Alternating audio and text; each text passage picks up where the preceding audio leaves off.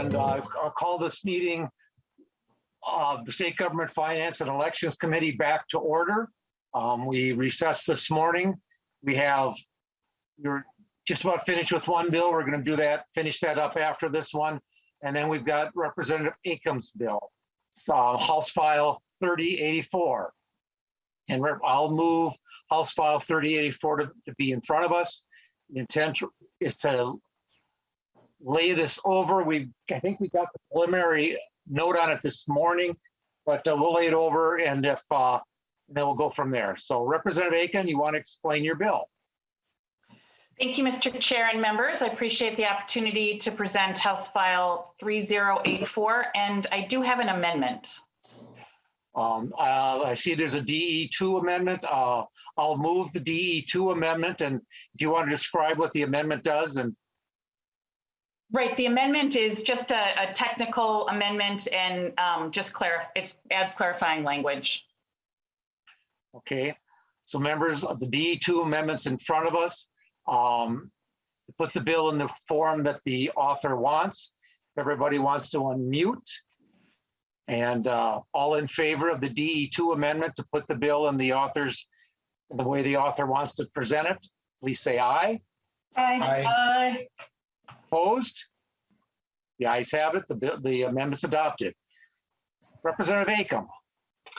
Well, thank you, committee. I appreciate the support on that. So House File 3084 is a bill to clarify and enhance the state building sustainability statutes. It is in an effort to improve the compliance with Sustainability Buildings 2030 requirements and makes state operations more cost effective. To do this, the bill does two things. First, it provides greater clarity for contractors by streamlining sustainable building and energy use statutes. And second, the bill also encourages renewable energy installation on state facilities by increasing the cap of renewable energy that can be generated on the state buildings. The energy would only be used for the designated facility and would not be sold back to the electric energy grid. This bill gives agencies and local bonding projects more options to meet the Sustainable Building 2030 standards. Constructing and remodeling buildings that are more efficient reduce energy costs and allows agencies to focus their appropriation on their core missions. And I do have one testifier. I'm hoping that he's here with us this evening. Wayne Weslowski from the Department of Administration. Is he? I have listed Ms. Roberts Davis and Wayne Weslowski and Ann Hunt. Yes, Wayne Weslowski's here. Mr. Weslowski, if you want to state your name for the record and proceed with your testimony. Thanks for sticking with us this morning and this evening. Yeah, good evening, Mr. Chair and members. For the record, my name is Wayne Weslowski. I'm the Senior Director for Real Estate and Construction Services for the Department of Administration. I want to thank Representative Acomb for authoring House File 3084, which, as she indicated, is a technical amendment to clarify and enhance state building sustainability statutes. Major renovation and new construction projects funded with bond funds are required by statute to meet Sustainable Building 2030 energy standards. The current standard is an 80% reduction in energy use from a 2003 baseline building of the same type and location. In 2025, the standard increases to a 90% reduction. To meet the requirements, most projects will need to incorporate renewable energy systems into their projects in addition to energy efficiency methods and items. There are a number of different statutes that were added over time to encourage evaluation of certain renewable energy options as part of state building projects. These requirements are outdated and create confusion for design firms when determining the best options for incorporating renewable energy systems into building designs. Admin is proposing to simplify the statutory requirements to provide clarity and flexibility for design firms working on state-funded projects to evaluate a full range of renewable energy options to help determine the most cost-effective solution to move forward with when necessary to meet the Sustainable 2030 standards. House File 3084 repeals two existing statutory provisions and clarifies and consolidates the requirements and options under a single statute, MS 16B 332. It moves away from having a predetermining the best solution to making available a full menu of options for design firms to evaluate. Thank you again, Mr. Chair and committee members, for the opportunity to present the proposal. I'm happy to stand for any questions you may have. Thank you, Mr. Wislowski. I see Ms. Byral here. Is she here to answer questions or to give testimony in place of Ms. Roberts Davis? Mr. Chair, go ahead, Julie. I'm just here to be helpful or answer questions. Commissioner Roberts Davis was not able to join us, but Ann Hunt is here to answer questions as well. Thank you. That's just wanted to double check because I didn't see the commissioner on the call. So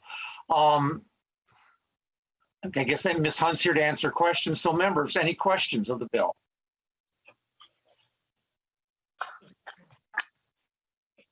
Members, questions of the bill? I see no hands jumping up. Representative Acomb, if you want to give a wrap up, and we will then proceed to lay this over. And I will have after you're done, before you do, Ms. Roberts, I see there's a preliminary note, and the note I have here is that the LBO hasn't signed off on the Department of Commerce's part. Ms. Roberts, can you explain what the fiscal note says that we have? Mr. Chair, Helen Roberts from the House Fiscal Staff. I apologize, my video is not working right now. Yes, we have a fiscal note that is signed off by the LBO for the Department of Administration that's showing no fiscal cost for the department, and they should be able to explain it if there are any questions about that part. Department of Commerce has submitted their fiscal note showing no cost, but the LBO has not signed off on it, or they had not signed off on it this afternoon. Of course, Department of Commerce is not under this committee's jurisdiction. Thank you, Ms. Roberts. Representative Acomb. Well, I just appreciate the committee's time tonight and appreciate your support for the bill. Thank you. With that, members, we'll lay this over till we get the other note back or the rest of the note back to be sure. And then we can decide we're going to move this on later on. Thank you, Representative Acomb. Thanks, Thank you. Testifiers, for showing up tonight.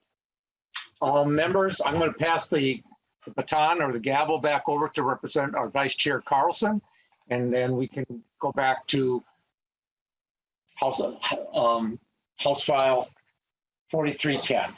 Yes, House File 4310 back on the table. We are through all the amendments, members, so we are to the bill as it stands. Member questions, comments?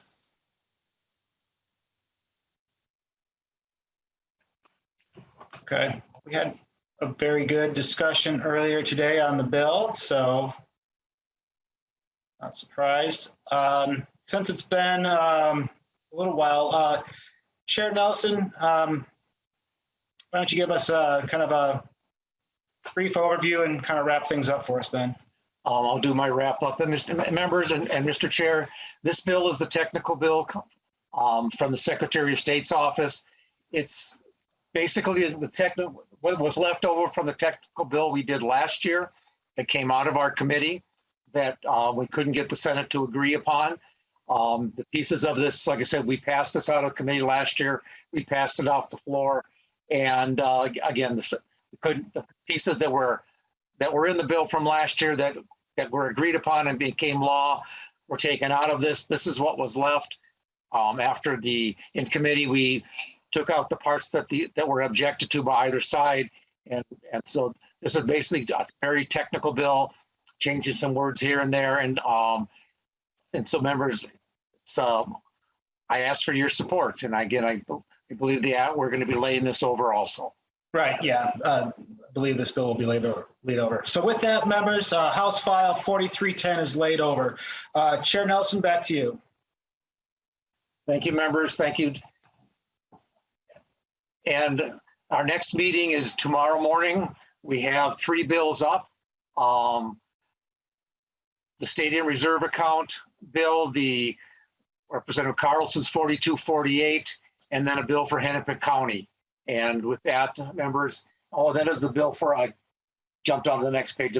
Fourth bill, 32485, Representative Stansted. So members, with that, if there's no other questions, Representative Nash, you can go get something to eat. With that, members, we're adjourned.